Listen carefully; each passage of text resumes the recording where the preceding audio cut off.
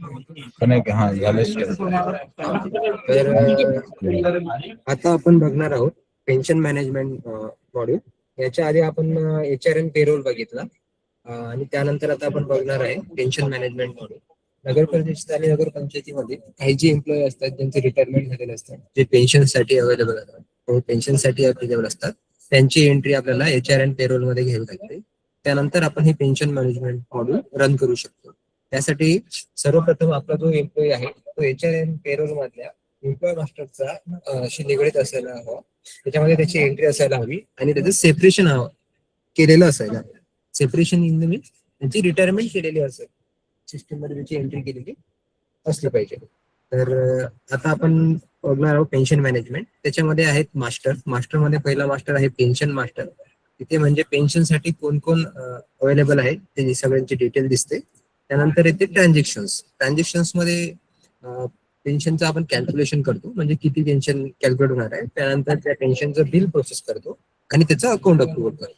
असं एवढासा छोटासा त्याचा वर्कफ्लो आहे. त्यानंतर त्यामध्ये एक रिपोर्ट आहे की पेन्शनचं स्टेटमेंट, म्हणजे कुठल्या एम्प्लॉयचं स्टेटमेंट काढायचं आहे ते काढू शकतो. छोटा मॉड्यूल आहे आणि आता छोटा वर्कफ्लो आहे. तर आपण आता बघणार आहे डायरेक्ट वेब ऍप्लिकेशनला जाऊया. तर मी तुम्हाला आधी दाखवतो की आपण एक एम्प्लॉय आहेत ज्यांचं सेपरेशन केलेलं आहे, त्यांची आधी डिटेल दाखवतो. HRM पेरोल मध्ये मास्टर्स मध्ये एम्प्लॉय मास्टर. आता पेन्शनसाठी त्या एम्प्लॉयची जी एज आहे ते अबाव म्हणजे 60+ अशी असायला हवी. त्याशिवाय त्यानंतरच तो पेन्शनसाठी येतो, त्याशिवाय येणार नाही. तर आता मी तुम्हाला अकाउंट्स डिपार्टमेंट मध्ये वॉटर टॅक्स डिपार्टमेंट मध्ये मी एंट्री घेतलेली आहे. हे गजानन काळे यांची मी एंट्री घेतलेली आहे, आपण हे बघू शकतो. पेन्शन साठी मी त्यांची एंट्री लिस्ट मध्ये घेतलेली आहे.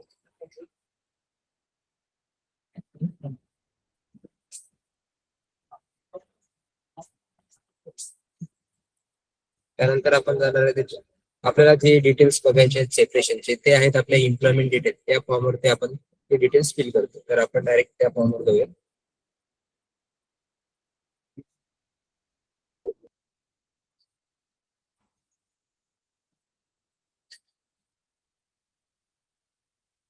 सर लिंक ओपनच ठेवा, म्हणजे कोणी आलं तर डायरेक्ट जॉईन होईल. ओपनच आहे. हा ठीक आहे. ऍड्रेस डिटेलचा फॉर्म ओपन झाला. जे पेन्शनचे निगडीत आहेत त्यांना सुद्धा मी हे फॉर्म एक्सप्लेन करतो. पहिले आपण पर्सनल डिटेल्स होतो एम्प्लॉयची, नंतर ऍड्रेस डिटेलचा फॉर्म ओपन होतो. तिथे आपण ऍड्रेस प्रकारचे ऍड्रेस तिथे क्लिक करतो, नेटिव्ह ऍड्रेस, पर्सनल, आणि त्यानंतर जो आपला टेम्पररी असतो तो भरतो. त्यानंतर त्याचे अदर डिटेल जसे religion, mother tongue, caste, category, त्यानंतर जे काही जे इन्फॉर्मेशन आहे ते आपण इथे फिल करतो. जे जे असेल ते जे रेड टिक मध्ये आहे ते मॅन्डेटरी फील्ड आहे, ते आपल्याला भरावेच लागतं, जसे की रिलिजन, कास्ट वगैरे. समोरच्या फॉर्मवर जाऊया. तो आहे क्वालिफिकेशन अँड जॉईनिंग डिटेलचा फॉर्म. त्याच्यामध्ये यांचं काय क्वालिफिकेशन आहे ते आपण इथे ऍड करू शकतो. शिक्षण वगैरे मल्टिपल टाईप ऍड करू शकतो, एवढं असेल तेवढं, नसेल तर नाही टाकली करू चालेल. त्यानंतर त्यांची जॉईनिंग डिटेल आपण दिलेली आहे की अपॉइंटमेंट कॅटेगरी काय होती, त्यांची डेट, त्यांची ऑर्डर नंबर काय होती, त्यांच्या ऑर्डर डेट काय होती, जॉईनिंग डेट काय होती, वॉर्ड, त्यानंतर कुठे त्यांची पोझिशन आहे, त्यानंतर इम्प्लॉय परमनंट आहे, शेड्यूल काय, ही सर्व इन्फॉर्मेशन आपण या फॉर्मला घेतो. त्यानंतरचा नेक्स्ट आता आपला फॉर्म येतो महत्वाचा, तो म्हणजे एम्प्लॉयमेंट डिटेल, आपल्याला पेन्शनसाठी भरावा लागतो. जे रेग्युलर एम्प्लॉय असतात त्यांचा आपण सेपरेशनचा फॉर्म भरत नाही, फक्त त्यांचं पेन्शन साठी असतात त्यांचंच फक्त सेपरेशन करतो.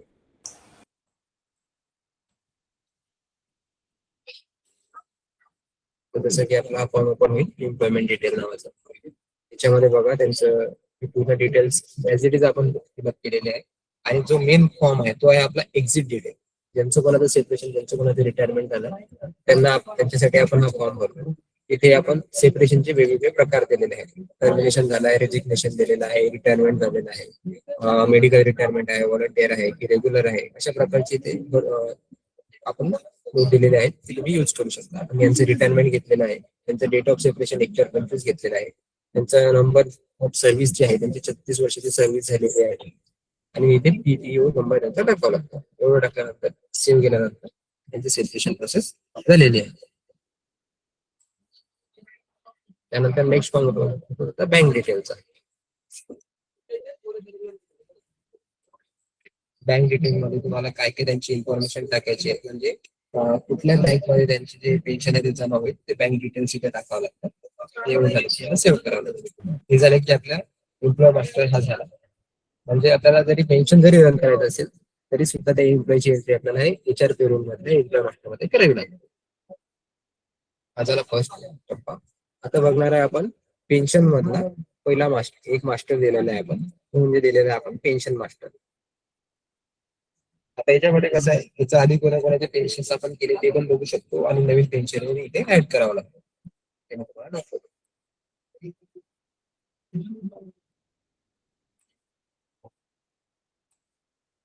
आता बघा या आधी मी हे पेन्शन केलेले होते या लोकांचे, यांचंच 3 महिन्याचं पेन्शन केलेलं होतं मी. आता मी एक ऍड करून दाखवतो. आपण जे नवीन ऍड केलेले आहेत गजानन नावाचे, ते आपल्याला इथे करिअर ड्रॉपडाऊनला दिसते. ऍड बटनवर क्लिक केल्यानंतर जसं ऍड वर क्लिक केलं तसं आपल्याला बघा जी मी एंट्री दाखवतो तुम्हाला गजानन आरकाडे, त्यांचे फोटो सर्व्हिस इथे आपल्याला दिसेल, ते ऍड करायचं. त्यानंतर परमिशन, त्यानंतर डिपेंडमेंटल जर इन्क्वायरी असेल त्यावरती तर त्यांची पेन्शन आहे ते प्रोसेस होणार नाही. जर नसेल तर नो करायचं, म्हणजे पेन्शन साठी ते अप्लिकेबल आणि सबमिट करायचं. त्यानंतर पेन्शन मधला हा एकच मास्टर आहे जो आपल्याला महत्वाचा आहे, जो भरावा लागतो. त्यानंतर पेन्शन मध्ये येतात ट्रान्झॅक्शन. आपलं कोणी लूप पेन्शन मध्ये आहे का उदय सर? रिक्वेस्ट येत आहे.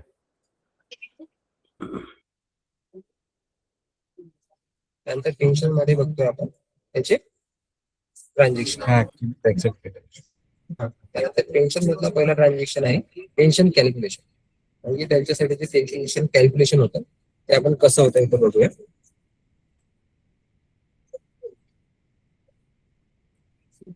सर्च करायचं. इथे सर्च केलं तर आपण जुने ज्यांची पेन्शन कॅल्क्युलेट केले ते दिसेल. आता आपण जे नवीन ऍड केलंय त्यांच्यासाठी आपण ऍड बटनवर क्लिक करणार.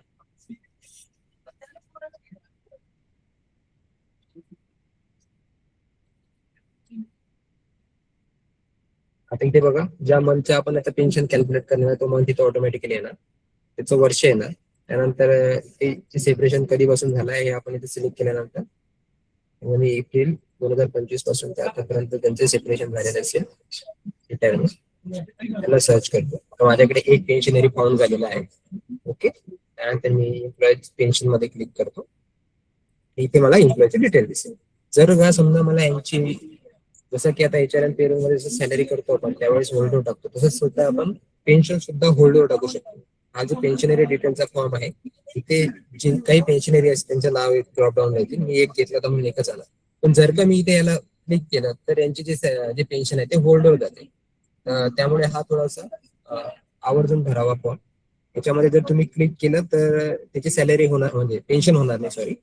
आणि जर सिलेक्ट केलं नाही तर ऑटोमॅटिकली इथे दाखवेल टोटल नंबर ऑफ पेन्शनरीज, म्हणजे एका व्यक्तीची पेन्शन होणार आहे. जर याला होल्ड केलं तर इथे जे एम्प्लॉई सिलेक्ट करायचे आहे, जे एम्प्लॉईची पेन्शन होल्ड करायची आहे तेच एम्प्लॉई सिलेक्ट करायचे.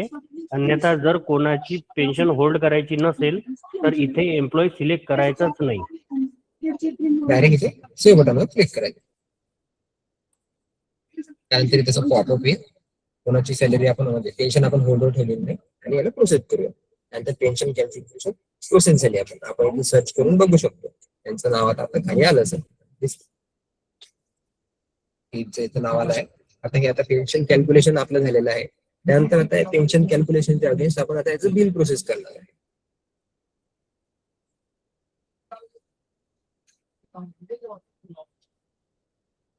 आपण इथे सर्च करू शकतो. आता हे मी याच्या आधी केलेले पेन्शन आहे प्रोसेस आहेत. आता आपण नवीन करणार आहे. त्याच्यावरती आपण ऍड बटन वरती क्लिक करणार.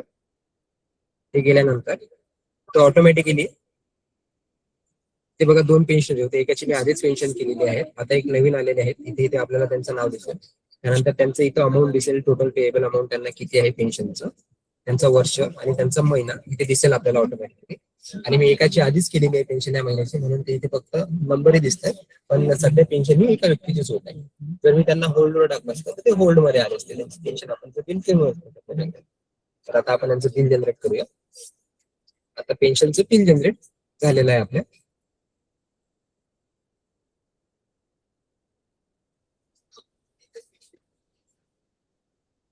एकदा सर्च केलं आपण तर हे बघा आपल्याला इथे बिल खाली दिसेल.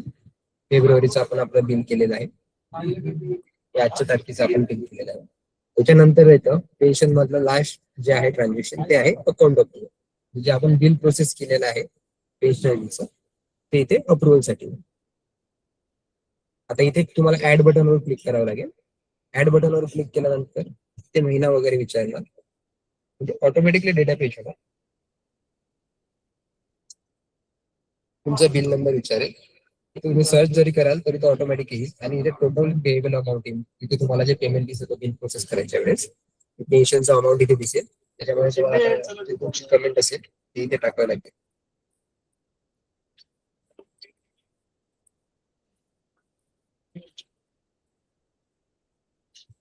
असं तुम्ही काही टाकू शकता. त्यानंतर इथे ऑथराईज बटन, इथे एक रेडिओ बटन दिलं आहे, ऑथराईज वर क्लिक करायचं आणि याला सेव्ह करायचं. हे सेव्ह केल्यानंतर तुमचं अकाउंट अप्रुव्हल झालेलं आहे. बघा इथे तुम्हाला त्यानंतर परत जर तुम्ही इथे सर्च केला तर तुम्हाला तुमची जी पेन्शन आहे ती इथे कोणाची केली म्हणजे दिसणार, आपल्याला किती रुपये झाले ते पण दिसणार. आता यानंतर हे आपण बघायचं कुठं, तर आपण याचं रिपोर्ट्स मध्ये दिलेलं आहे.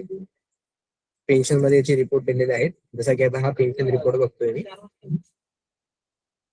त्याच्यात स्पेसिफिक एम्प्लॉयचं सुद्धा बघू शकतो आणि सगळ्यांची जर आपण पेन्शन केली असेल तर सगळ्यांचं पण बघू शकतो.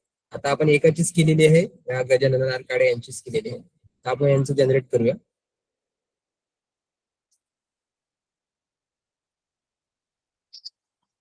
आता त्यांचा पेन्शन रिपोर्ट हा जनरेट होईल. आता ते बघा हा पेन्शन रिपोर्ट वरती काय येणार आहे बघा. पहिले नगर परिषद नगर पंचायतीचं नाव येणार आहे, ते डिपार्टमेंटचं नाव येणार आहे. त्यानंतर हे काय आहे तर पेन्शन रजिस्टर आहे. त्यानंतर इथं त्याचा मंथ येणार आहे, कुठल्या मंथ साठी केलंय त्या मंथ इथे शो होणार, तारीख शो होणार. त्यानंतर इथे बघा त्यानंतर एम्प्लॉयचा आपण कोड दिलेला आहे की एम्प्लॉयचा कोड काय होता, जो आपण एम्प्लॉय रजिस्टर मध्ये पेमेंट मध्ये जेव्हा एंट्री घेतो तेव्हा हा कोड पडतो, प्रत्येकाला युनिक नंबर पडतो. तो हा इथे नंबर आलेला आहे. त्यानंतर त्यांचं एम्प्लॉयचं नाव आलेलं आहे, त्यांचं डिपार्टमेंट कुठलं होतं ते डिपार्टमेंट आलेलं आहे. त्यानंतर इथे जर काही चेंजेस केले असतील पुन्हा डेट साठी तर ते येतील, पण आपण काही केलेले नाही म्हणून ऍज इट इज आलाय. त्यानंतर त्यांचा बेसिक पे किती होता, त्यांचा ग्रेड पे किती होता, त्यांच्यावर थकबाकी असेल तर इथे थकबाकी नव्हती म्हणून नाही आली. त्यानंतर त्यांचं पेन्शन मध्ये त्यांना अमाऊंट किती मिळालं आहे ते अमाऊंट आपल्याला इथे दिसेल. काही डिडक्शन असेल तर डिडक्शन पडतो, पण आपण डिडक्शन ऍड केलेलं नाही. त्यानंतर इथे त्यांचा पेएबल अमाऊंट किती आहे तर हे टोटल असं पेएबल त्यांना दिसेल. असा हा छोटासा एक मॉड्यूल आहे, त्याच्यामध्ये एवढंच आहे. छोटासा हा मॉड्यूल दिलेला आहे आपण.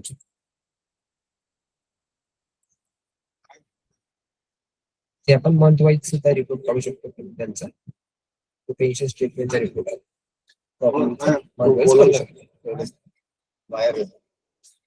त्याच्यामध्ये कोणाला काही डाऊट्स आहे? हॅलो, कोणाला डाऊट असते ते विचार. बर ठीक आहे, मग तुला ते प्रशांत मी तुला मेल टाकतो. हा ठीक आहे. अजून काही प्रॉब्लेम का मेंटर तुला त्यांच्याकडनं अजून कुठल्या काही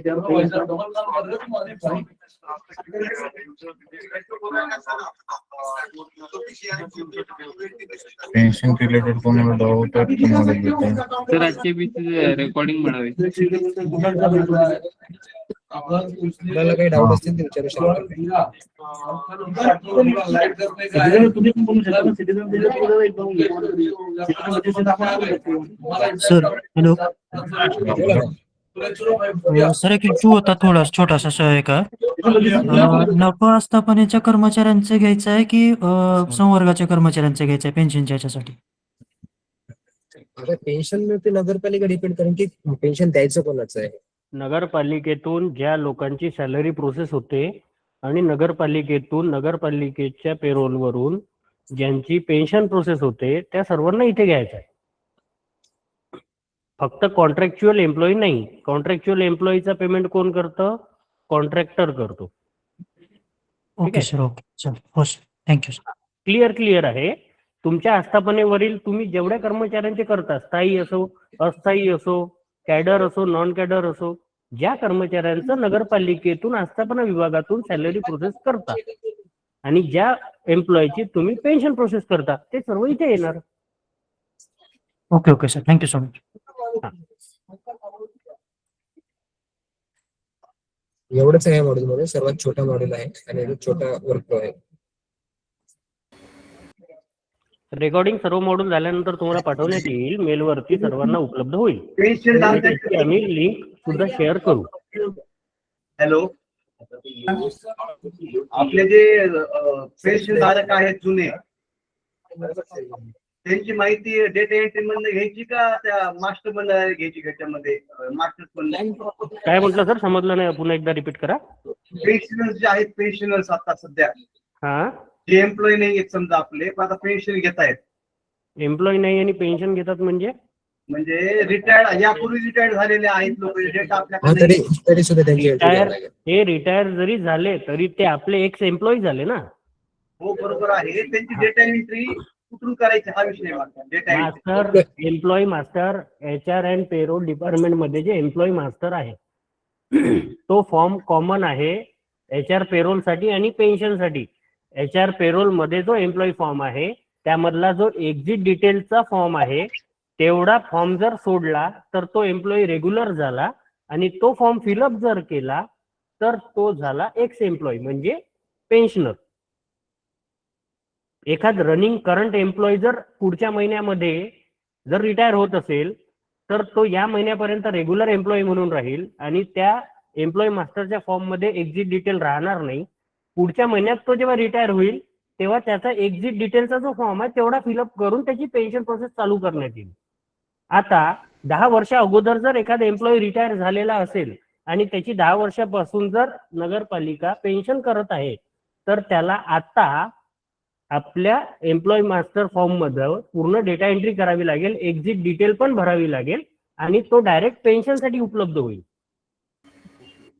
म्हणजे पेन्शनर्सचा data entry form HRMS model मधलाच आहे, वेगळा नाहीये, तिथूनच एंट्री करायची. सर्व एम्प्लॉई हे पेन्शनर असो नॉन पेन्शनर असो, सर्व एम्प्लॉईची डिटेल ही एम्प्लॉई मास्टरच्या फॉर्म मध्ये असणे आवश्यक आहे.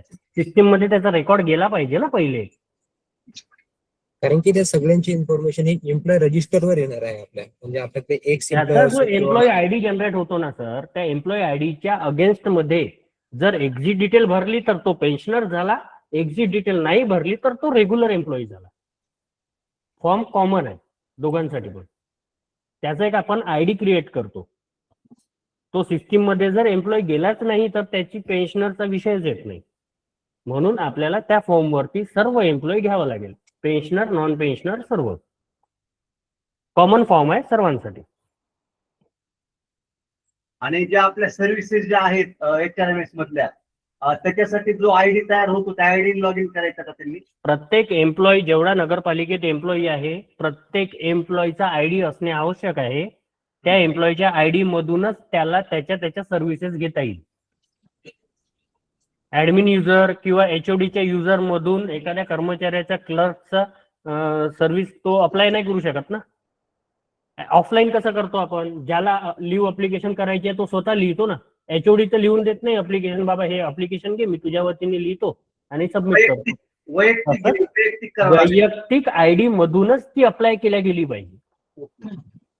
म्हणून सर्व नगर परिषदचे जेवढे कर्मचारी आहे, जेवढे HR पेरोल मध्ये जेवढे पेन्शनर सोडून जेवढे रेग्युलर कर्मचारी आहे प्रत्येकाचे आयडी IWBP मधने आवश्यक आहे आणि त्यांनी त्यांचे आयडी यूज करूनच काम करावं.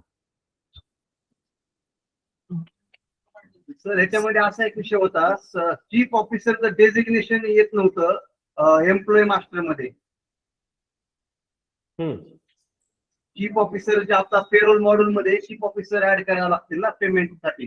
त्यांचं ना ते एम्प्लॉई मास्टर मध्ये आपण डेझिग्नेशन निवडतोच ना, कॅडर सिलेक्ट करतो, तर त्या कॅडर मध्ये चीफ ऑफिसर यांचा कॅडर नव्हता, त्यामुळे डेझिग्नेशन पण येत नव्हतं तिथं.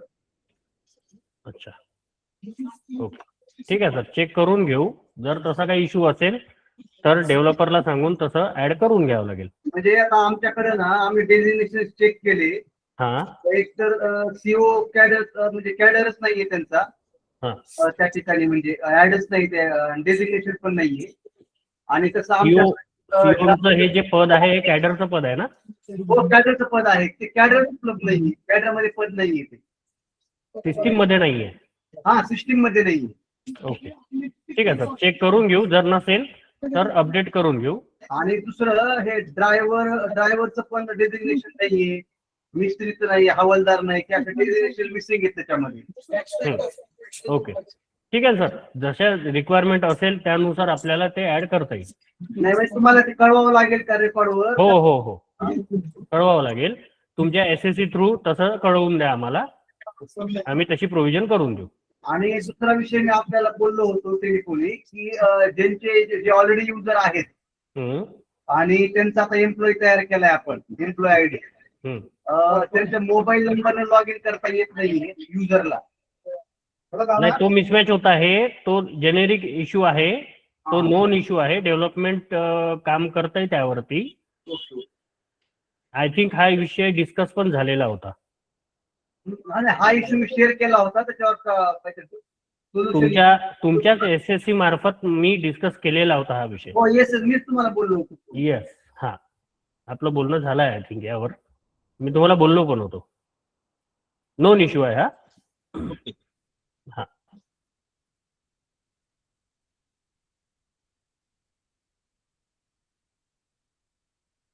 अजून काही विषय आहे कोणाचा?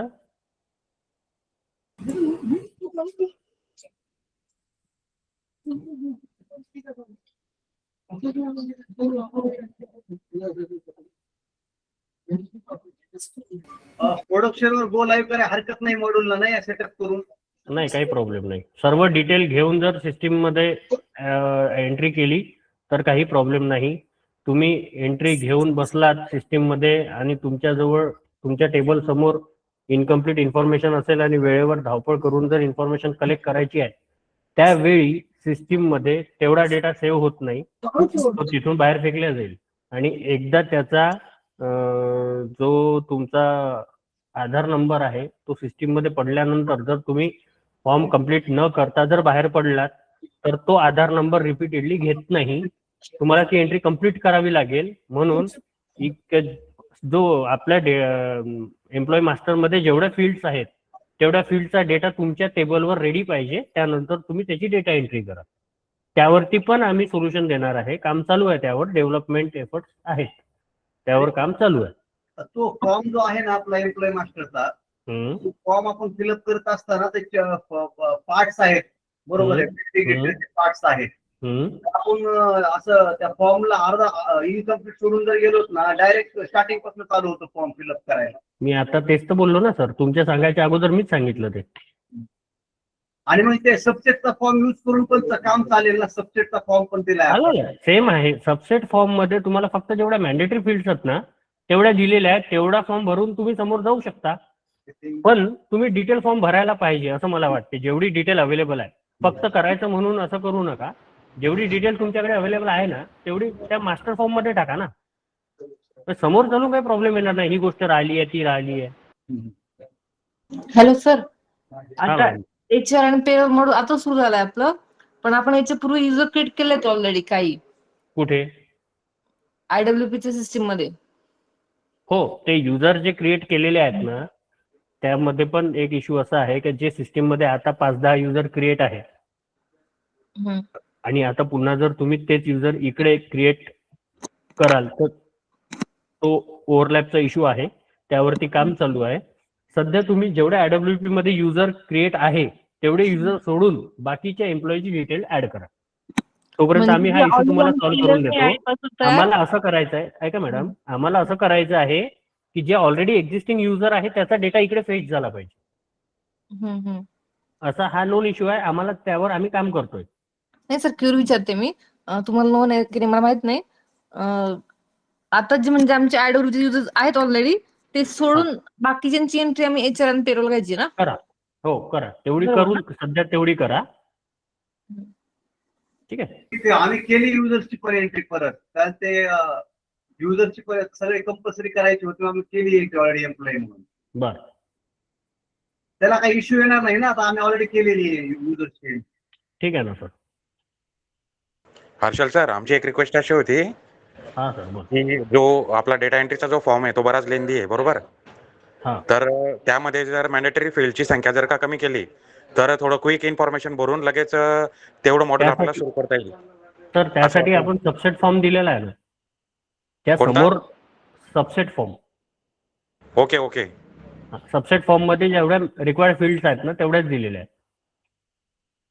पण जेवढ्या रिक्वायर्ड फील्ड आता दिलेल्या आहे सबसेट फॉर्म मध्ये तेवढ्या फील्ड मॅन्डेटरी आहे, तेवढ्या भरूनच समोरच्या प्रोसेस करता येतात. त्या स्किप नाही करता येणार किंवा त्यातल्या काही फील्ड कमी करता येणार नाही. नाही, सबसेट फॉर्म म्हणजे दोन टाईपचे फॉर्म आहेत का आपल्या याच्यामध्ये डेटा एंट्री मध्ये? 2 फॉर्म आहेत. एक अच्छा, एम्प्लॉई मास्टर आहे, एक एम्प्लॉई मास्टर सबसेट फॉर्म आहे. अच्छा, एम्प्लॉई मास्टर आणि employee master subset form. Yes, subset form as like data entry. Employee master जो आहे तो डिटेल फॉर्म आहे. अच्छा, म्हणजे डेटा एंट्रीच्या याच्यामध्ये जाऊन करायचं ते? नाही, मास्टर मध्येच आहे. ओके ओके, ठीक आहे ठीक आहे. दोन्ही फॉर्म मास्टर मध्येच आहे. Okay sir, okay. हा.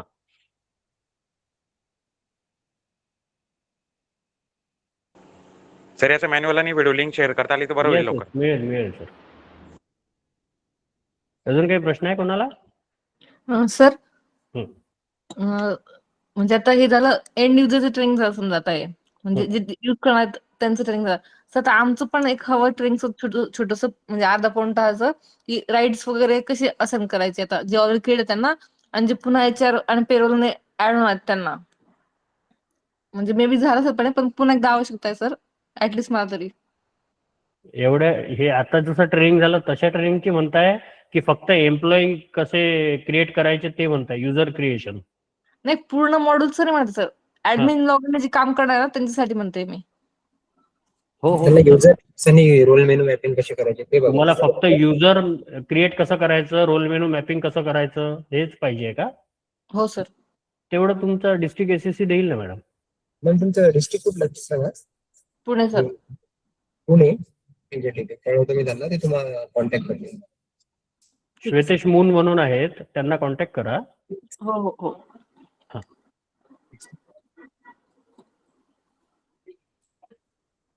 अजून काही प्रश्न?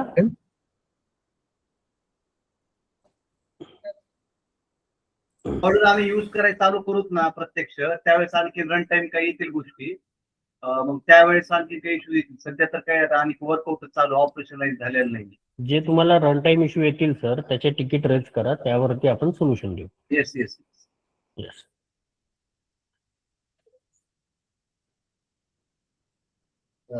सर कन्क्लूड करायचं. ओके, कोणाला डाऊट नसेल तर कन्क्लूड करूया. Thank you sir. Thank you. Okay. Thank you all. All. Thank you. माझ्या माहिती पहिल्यांदा आपण